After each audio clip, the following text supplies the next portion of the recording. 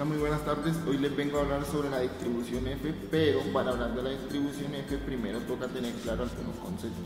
Primero, la estadística. La estadística es aquella ciencia que se encarga de recopilar, tabular, procesar, analizar e interpretar datos cuantitativos o cualitativos de una muestra que se está analizando. Dentro de los análisis que se pueden hacer de los datos de una muestra se pueden obtener diferentes tipos de medidas como las estadísticas descriptivas, en las cuales puede estar la varianza. La varianza es una medida de dispersión de los datos de la muestra.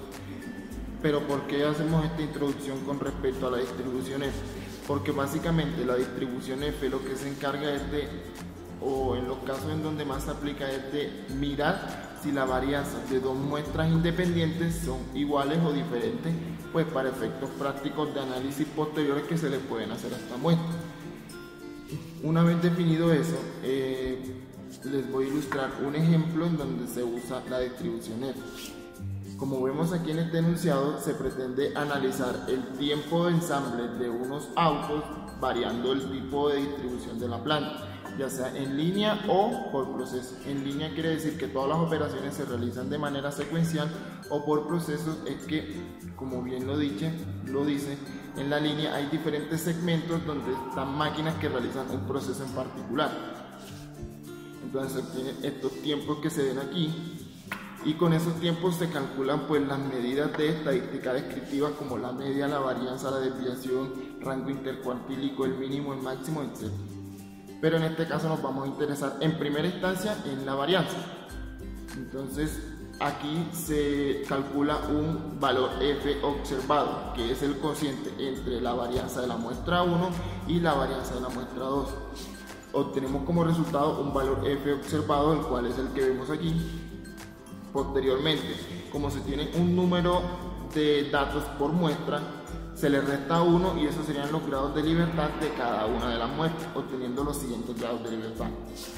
Con esos grados de libertad se busca en una tabla de distribución F que se acomode al nivel de confianza que se está utilizando para el análisis. Por lo general se define entre 90 y 100. Pero en este caso se le tiene que restar ese porcentaje al 100%, es decir, o 0,1 o 0.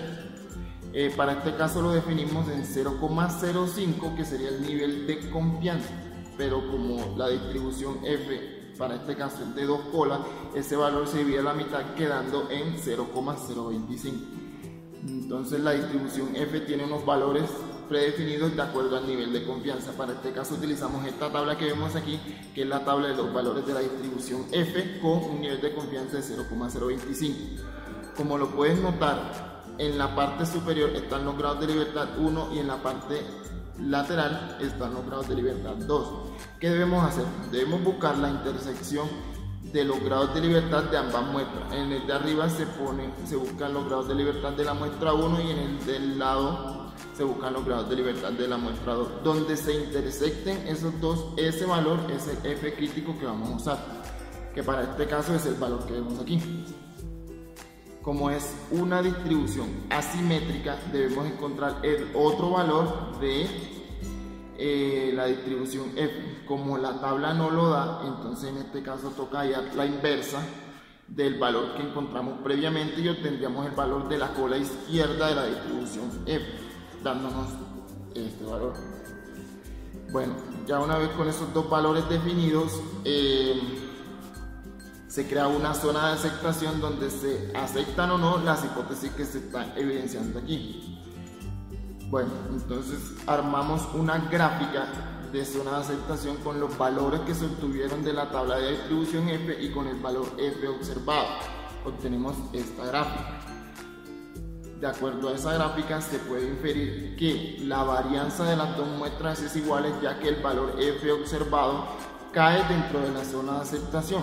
Por tanto, no se rechaza la hipótesis nula y se puede inferir que la varianza de las dos muestras es igual, es decir, la manera en la cual se dispersan los datos variando el tipo de distribución de la planta que se está usando para el ensamblaje de los carros es igual. Y bueno, eso ha sido todo.